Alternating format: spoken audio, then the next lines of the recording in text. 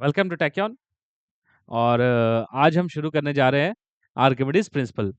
ऐसा वो क्या चीज था जो आर्किमिडीज ने कहा था, इस चीज प्रिंसिपल को फाइंड करते समय उन्होंने वो वर्ड कही थी, the most famous eureka, eureka I found it. तो क्या फाउंड कर लिया था, क्या फाइंड कर लिया था आर्किमिडीज ने? तो आइए आज हम लोग पता करते हैं what Archimedes has actually found out, जिसको वो पता करके चिल्लाते हैं यूरेका, यूरेका। ठीक, अब ध्यान से देखो। तो इसमें यूरेका, यूरेका क्यों बोला था आर्किमिडीज ने, इसलिए हम लोग इसको आज समझते हैं इन द आर्किमिडीज प्रिंसिपल। तो आर्किमिडीज प्रिंसिपल क्या है? आर्किमिडीज प्रिंसिपल क्लास नाइन्थ में भी अगर आपको ध्यान होगा, नाइन्थ में रहता है शायद, हाँ नाइन्थ में रहता है। सो नाइन्थ में ये प्रिंसिपल, आर्किमिडीज प्रिंसिपल क्या है, आप लॉजिकली अगर आप ध्यान से देखेंगे दैट आप पानी में जब जाते हैं, लिक्विड में आप मूव करते हैं, when you move inside a liquid you feel lighter, है ना? आप अपने आप को हल्का फील करते हैं। That is the beauty of swimming. Swimming करते समय यही तो मजा आता है, आप फील करते हैं लाइट, है ना? You can lift anyone very easily in water and you can not lift the same person that easily in air. तो क्या होता है, पानी में हल्का क्यों हो जाता है इंसान? क्यों ऐसा फील होता है that the body is feeling lighter? Because पानी में जब आप जाते हैं तो पानी जो है, the liquid is applying force on your body in which direction? Upward direction, which is exactly reducing the net weight of your body, है ना? नेट वेट इन दी डाउनवर्ड डायरेक्शन, है ना? तो एक फोर्स होती है जो लिक्विड आपके ऊपर लगाती है। One force liquid applies on your body whenever you try to move inside a liquid, and that force is called as buoyant force, है ना? buoyant force क्या होता है? तो देखो, buoyant force is nothing but a force in the upward direction when any body tries to move inside a liquid, ठीक है ना? तो upward direction में फोर्स लगता है। upward मतलब किसके upward? ग्रेविटी के upward। ग्रेविटी किधर लगता है? नीचे। तो देखो, let's try to understand Archimedes principle in a detailed way. होता क्या है? तो देखेंगे, अगर हम लोग आर्किमिडीज प्रिंसिपल के लिए, तो सबसे पहले एज्यूम कर लेते हैं कि एक कंटेनर है ना? कंटेनर है।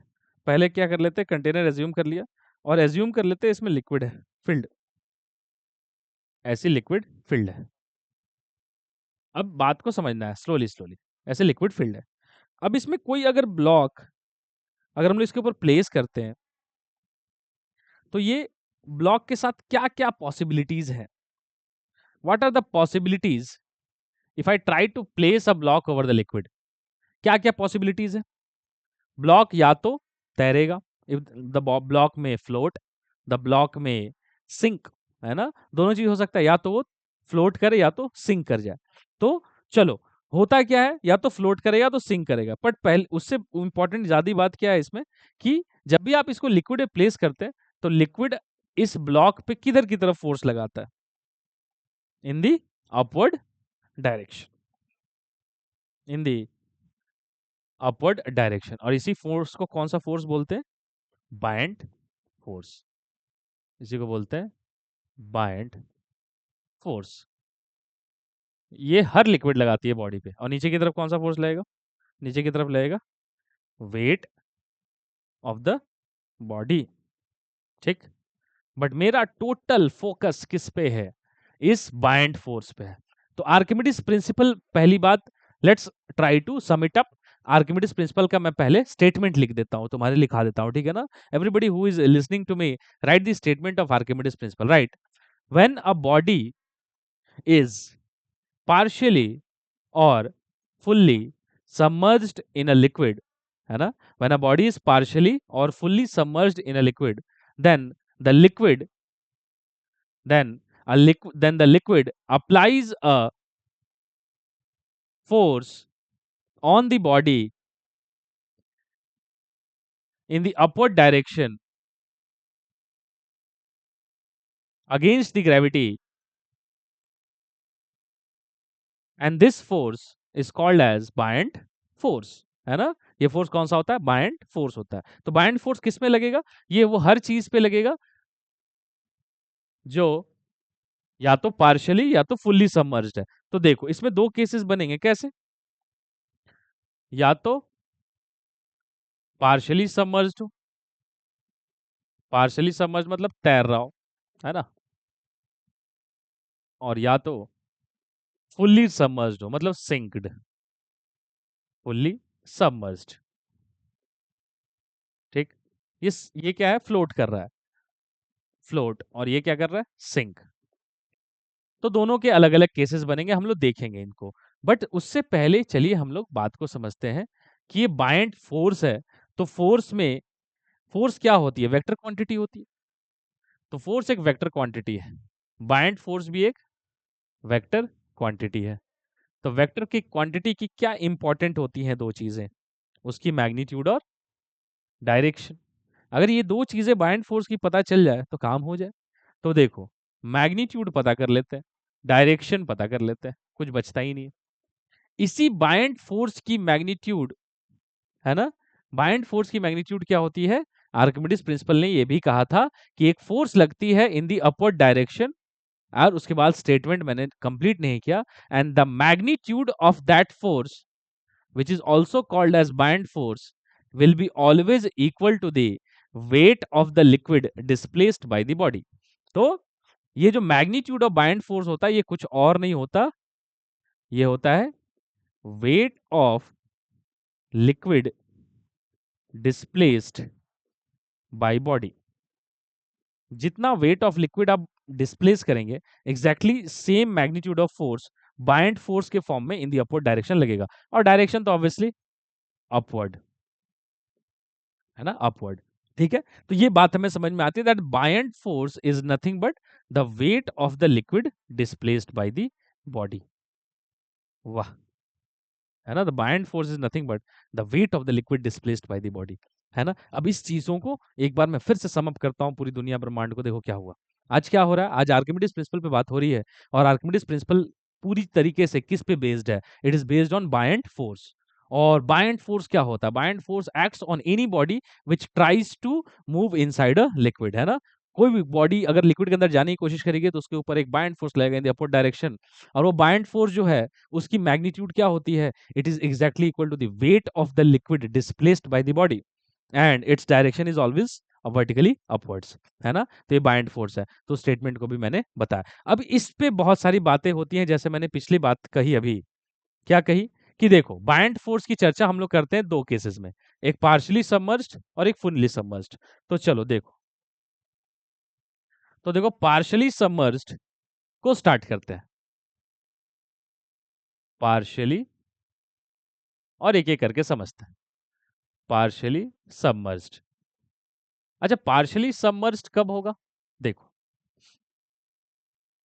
जैसे जब बॉडी की डेंसिटी लिक्विड की डेंसिटी से ज्यादा हो या कम हो। अब इसको मैं लॉजिकली समझाऊंगा तुम्हें, अगर आपको समझने की इच्छा है तो मैं एक बार में समझा सकता हूं इसको। कौन पार्शियली सबमर्ज होगा? जिसकी डेंसिटी लिक्विड से ज्यादा हो या जिसकी डेंसिटी लिक्विड से कम हो। देखेंगे, आइए। तो देखो, डायग्राम बना लेते हैं, आपके सामने बना रहा हूं मैं, देखो परफेक्ट, ठीक। आइए देखिए, मेरा कहना है the density of body is rho B and density of liquid is rho L. Like suppose if I take density of body something rho और density of liquid is something 3 rho, मतलब body की density rho है और liquid की density 3 times है, तो ये sink करेगा कि फ्लोट करेगा? बॉडी मतलब कम डेंसर है और लिक्विड ज्यादा डेंसर है। अब ध्यान से देखो होता क्या है। नाउ अब मुझे समझ में आती है बात कि देखो this is the volume displaced, like suppose ऐसे इमेजिन करते हैं। अब ध्यान से देखो, ये ऐसे भी समझ लो कि बॉडी की डेंसिटी कितनी है? रो है ना, बॉडी की डेंसिटी रो है, मतलब अगर ये बॉडी अपनी पूरी वॉल्यूम को अंदर लेके चल जाए, ठीक है ना, तो मान लो इस पे जो अपवर्ड फोर्स लगेगी वो कितनी लगेगी? Buoyant force. अब मैं इसको दोनों को मैं ऐसे करके दिखाता हूं, तुम्हें तो बड़ा अच्छा लगेगा। देखो, ऐसे नहीं समझते इसको, थोड़ा और फ्रेश वे में समझाता हूँ। देखो, लोग कंफ्यूज करते हैं, मैं बताता हूँ। देखो, एक काम करते हैं, देखो लेट्स एज्यूम, पहले इसका वेट निकालते हैं। देखो, तो वेट ऑफ बॉडी क्या है? Weight of body is mass of body into g. अच्छा, मास ऑफ बॉडी क्या है? Density of body into volume of body into g. अच्छा, डेंसिटी ऑफ बॉडी मैंने कितना मान लिया? रो। अच्छा, और वॉल्यूम ऑफ बॉडी मान लो वी है, तो रो वी जी। ये क्या है बेटा? वेट ऑफ दी बॉडी कितनी होगी? रो वी जी। अब एक बात बताओ, लेट अस सपोज, है ना, अब इसको इमेजिन करो, सपोज, है ना, suppose complete block is inside, complete block is inside. अब ये चीज को समझ लेगा ना तो लाइफ तुम्हारी आसान हो जाएगी। अगर मान लो ये पूरी ब्लॉक अंदर है तो बाइंड फोर्स कितना लगेगा ना। If complete block is inside then the volume of the block becomes the volume of the liquid displaced. क्योंकि जितना अगर पूरा ब्लॉक अंदर है तो जितना वॉल्यूम ऑफ ब्लॉक होगा उतना ही वॉल्यूम ऑफ लिक्विड डिस्प्लेस्ड होगा। तो बताओ तो बाइंड फोर्स क्या होता है। Weight of the liquid, so mass of the liquid into g, density of the liquid into volume of liquid into g. Density of liquid कितना है 3 रो, और वॉल्यूम ऑफ लिक्विड कितनी होगी जितनी वॉल्यूम ऑफ बॉडी, क्योंकि पूरा डूबा हुआ है। अच्छा तो इसको मैं लिख सकता हूँ 3 रो वी जी। एक बात बताओ कौन सा फोर्स बड़ा है। Can you see that weight of the body is rho V g, मतलब डाउनवर्ड फोर्स कितना है रो वी जी, और अपवर्ड फोर्स कितना है 3 रो वी जी। मतलब बाइंड फोर्स क्या है हायर है, तो अंदर तो नहीं रहने वाला, ये क्या चल जाएगा ऊपर चला जाएगा। अब ऊपर जाएगा तो कैसे देखेंगे, आप ध्यान से देखो। तो अगर मुझे कितना फोर्स क्रिएट करना है, मुझे फोर्स क्रिएट करना है इसको बैलेंस करने के लिए रो वी जी। अगर मुझे रो वी जी फोर्स क्रिएट करना है तो बताओ मैं कैसे रो वी जी फोर्स क्रिएट करूंगा विथ 3 रो लिक्विड। तो 3 रो का कितना वॉल्यूम उतना वेट दे देगा सिंपल भाषा में। तो 3 रो वी डैश जी क्या हो जाएगा 3 rho V dash g is equal to कितना rho V g. Rho rho cancel, g g cancel, तो क्या लिखेंगे रो रो कैंसिल। तो V dash is equal to 3 कहां से आ गया sorry, V dash is equal to ये 3 नहीं कटेगा V/3। अब इसका मतलब थोड़ा समझना है, देखो मैं थोड़ा सा यहाँ गंदा कर रहा हूँ। मेरा कहने का मतलब है देखो V' मतलब क्या हुआ कि 3 रो वाली लिक्विड V/3 वॉल्यूम में फोर्स दे देगी रो वी जी। मतलब अगर ये बॉडी बस V/3 अंदर हो तो उस V/3 वॉल्यूम का जो वेट होगा वो कितना दे देगा फोर्स, दे देगा मुझे रो वी जी, है ना। मतलब पूरा बॉडी को नीचे डूबने की जरूरत नहीं है, क्योंकि पूरा बॉडी अगर नीचे डूब जाएगा तो उसको तो मिल जाएगा 3 रो वी जी। चाहिए कितना रो वी जी, तो बॉडी को पूरा डूबने की जरूरत नहीं है।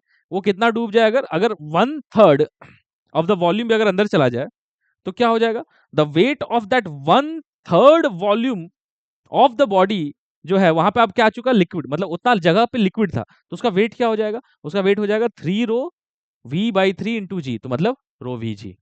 मतलब समझने वाली बात है ना बेटा। तो इस तरीके से तो अब इसमें मैं ऐसे समझाया मैंने, ठीक है, हालांकि इसकी ज्यादा जरूरत नहीं, थोड़ा इंट्यूटिव हो गया, मैंने थोड़ा ज्यादा फ्लो में बोल दिया, जरूरत नहीं। बट ऐसे समझो, देखो जिसको जरूरत है वो देखे समझा, अच्छा लगा होगा, ठीक है। नहीं तो डायरेक्ट भी है, मतलब देखो डायरेक्ट क्या मतलब है, याद रखना बेटा, याद ये रखने वाली बात है। थोड़ा मैं ऑफ बीट हो गया बट ठीक है, आदत है मेरी। देखो अगर ये फ्लोट कर रहा है, अगर ये फ्लोट कर रहा है इसका मतलब buoyant force is equal to, ये सब हटा देते हैं, हाँ हाँ हाँ हाँ हाँ ये सब हटा देते हैं। अब आते हैं काम की बात करते हैं, ठीक। अगर ये फ्लोट कर रहा है तो buoyant force must be equal to mg, और फ्लोट कब करता है when density of body is less than density of liquid, है ना। तो फ्लोट करता है मतलब at equilibrium, at equilibrium F net must be 0। So buoyant force must be equal to, है ना, mass of body into g, that is the weight of the body, है ना। अच्छा अब देखो ध्यान से, बाइंड फोर्स कितना है, buoyant force is the weight of the liquid displaced. तो let us assume that this is the displaced volume, displaced volume we'll call it as vd। displaced volume कितना है vd, तो क्या लिखेंगे डेंसिटी ऑफ लिक्विड। अच्छा और साफ साफ लिखूं, देखो ऐसे, बाइंड फोर्स क्या है वेट ऑफ द लिक्विड, और इधर क्या है weight of the body, weight of the liquid displaced है बाय द वे। तो वेट ऑफ द लिक्विड मतलब mass of the liquid into g, mass of the body into g. तो g g cancel, mass of the liquid बोले तो density of liquid into volume displaced, और ये क्या होगा density of body into volume of body. ठीक, अब यहां पे मजेदार बात होती है, क्या मजेदार बात होती है, that vd by vb is nothing but rho B by rho l, and that's a very beautiful statement. ध्यान से देखो, अभी एक बात तुम्हें समझनी है। First of all let's understand that किया क्या मैंने। बाइंड फोर्स क्या होती है? Weight of the liquid displaced. तो लाइक सपोज मैंने बोला इतना वॉल्यूम डिस्प्लेस्ड है ना, इतना वॉल्यूम डिस्प्लेस्ड है बॉडी, बॉडी ने इतने लिक्विड के वॉल्यूम को डिस्प्लेस किया, तो इसी का वेट तो लिखना होता है। तो मैंने कितना लिख दिया, density of liquid into volume displaced. तो देखो ध्यान से, ये क्या आया, वीडी बाई वीबी। अब इसका इंपॉर्टेंस है, देखो क्या है importance, VD by VB is rho B by rho L. अब इसको थोड़ा और अच्छा करते हैं। Suppose density of liquid is equal to density of water, है ना, इन मीडियम वाटर है, then what happens, it becomes VD by VB is rho B by rho W. अच्छा, density of body divided by density of water is relative density. अरे वाह। अच्छा, ये क्या है बेटा, this is the volume of the liquid displaced, या ऐसे सोचो कि इसको थोड़ा अच्छे से सोचो, ये चीज क्या है, वीडी को थोड़ा सा अच्छे से समझो। इस डायग्राम में मैं क्या बोल सकता हूँ, यही displaced, I can call it as the volume of the liquid displaced, and I can also call it as the volume of the body inside liquid. अरे यार, both are the same thing, है ना। What is the volume of the liquid, volume of the body inside liquid, that is the volume of the liquid displaced, है ना। जितनी body की volume liquid के अंदर होगी, उतनी ही वॉल्यूम ऑफ लिक्विड डिस्प्लेस होगी ना। So the volume of the body inside liquid, ठीक। तो मैं इस चीज को ऐसा बोल सकता हूं क्या, मैं क्या कह सकता हूं, देखो तो VD is volume of what, body inside या आउटसाइड, इनसाइड लिक्विड या वाटर, यहां पे in case of water, and divided by volume of complete body, है ना। अच्छा, is nothing but relative density. अब इसमें क्या है, ध्यान से देखो, what happens if I take the percentage, percentage मतलब क्या, अब या क्या कर सकता हूं, देखो परसेंटेज लेने के लिए क्या लिखूंगा, VD by VB into 100 is equal to relative density into 100। इसका मतलब क्या होता है मालूम है, इट इज नथिंग बट किस, देखो ध्यान से, जैसे मान लो total volume of body is 3v, and the volume of body inside, या total volume of the body suppose, सुनो, total volume of the body is suppose 4v, and the volume of the body inside liquid is v. Total volume of the body is 4v, and the volume of body inside liquid is v. So how much percentage of the volume of the body is inside water? 1 by 4, that is 25% na. Can you see 4v and v? So 25% of the body's volume is inside liquid. So that is the meaning of it ना। इसको इससे multiply करेंगे तो सोचो क्या लिखेंगे बेटा, it is v by 4v into 100, and that is 1 by 4 into 100, and that is nothing but 25%। इसका क्या मतलब है, 25% of body's volume is inside या outside, is inside liquid। अरे वाह, ये मतलब हुआ ना।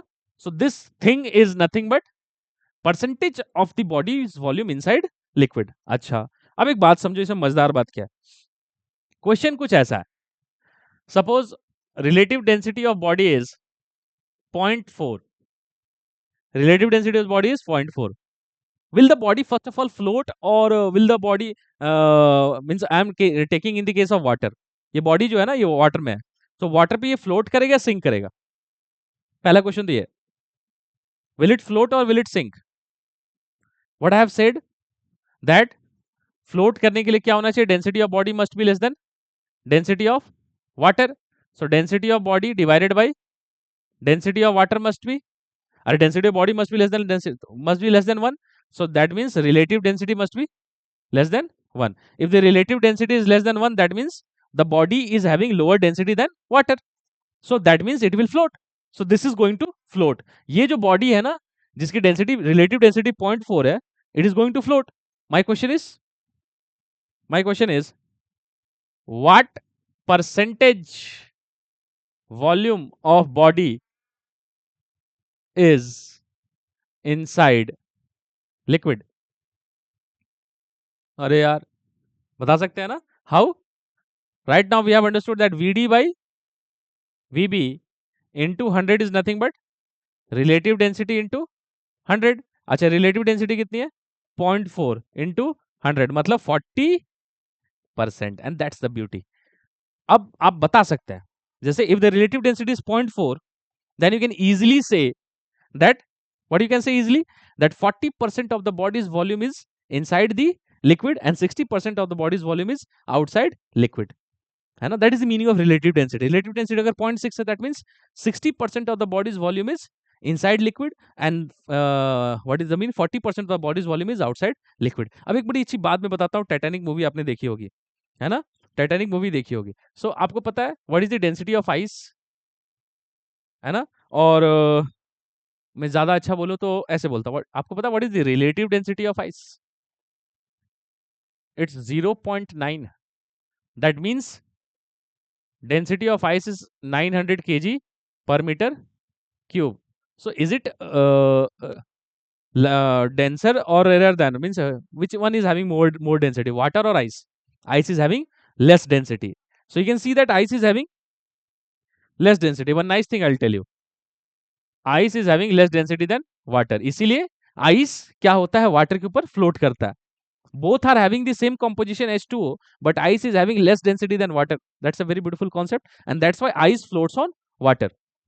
But my question is not that. आपने देखा होगा that relative density is 0.9. Now, if relative density of ice is 0.9, so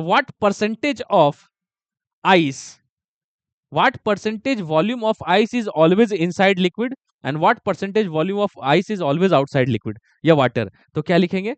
We have already understood ना, Vd by Vb into 100 is relative density into 100, मतलब क्या बेटा? 0.9 into 100। अरे बाप रे! So what is the meaning of this 90%? इसका मतलब क्या है? The meaning of this is 90% volume of body is inside water। अरे भाई, तो टाइटैनिक मूवी की मैंने जो स्टोरी सुनाई थी, मैं वही बताना चाह रहा हूँ। देखो, जब भी आप बोलते हैं ना, ये जो बोलते हैं tip of the iceberg, what is the meaning of it? whenever ice floats on water na, then 90% of the ice is inside water and 10% of the ice is always outside water, because 90% of the ice volume need to go inside to gain enough weight of the water to balance its weight, है ना? That kind of thing. तो 90% of the ice volume is inside water and how much is outside?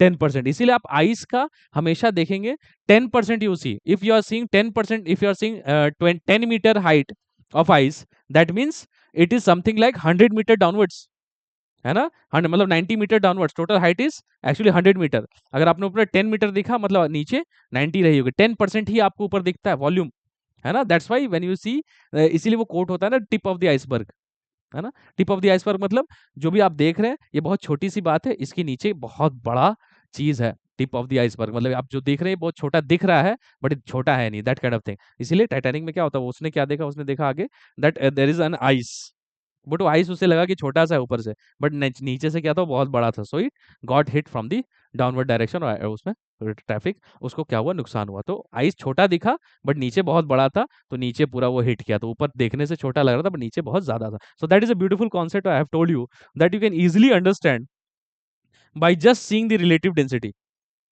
तो relative density देखकर आप बता सकते हैं, like suppose relative density is 0.3, तो आप बता सकते हैं that 30% of the bodies volume is inside liquid and 70% is outside, है ना?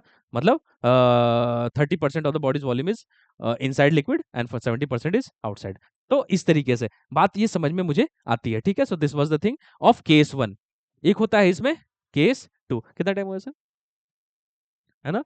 तो इसमें होता है केस 2, तो केस 2 को भी देख लिया जाए क्या अभी? तो पहला केस 1 हमें क्या दिखता है?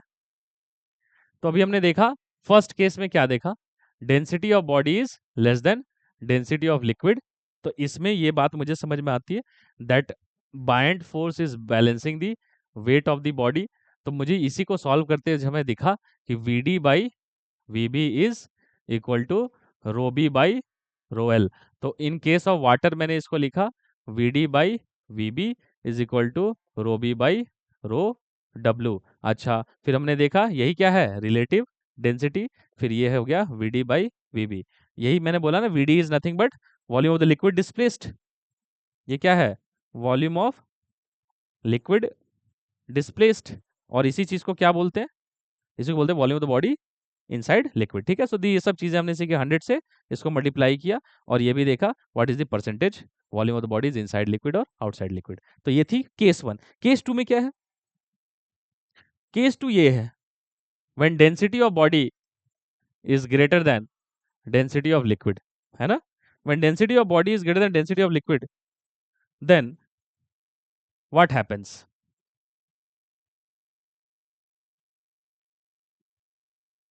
ठीक है ना। तो when density of body is greater than density of liquid, इसको क्या करते हैं, इसको अलग दिन में करते हैं ना, थोड़ा हाई एनर्जी के साथ। आज इसको इतने ही रहने देते हैं, ठीक है। Till then take care, bye, good night.